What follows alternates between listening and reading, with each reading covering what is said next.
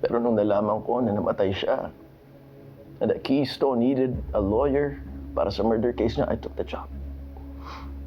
Because I wanted to see for myself. Gusto ko malaman mismo kung anong klaseng tao yung nabayang matagal kong inisip na dahilan kung bakit nawalan ng hustisya si Mama.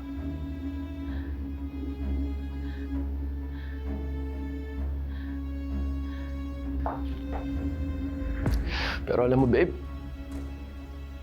nang nakausap ko yung mga taong malapit sa kanya, do you know what I discovered? I found out that she was a kind, honest woman. Na ni minsan hindi siya gumawa ng kahit na anuman para madungisan yung integridad niya, babe. She was a woman of honor.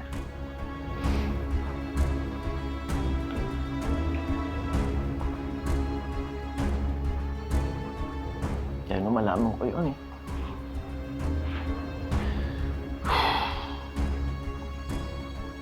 finally,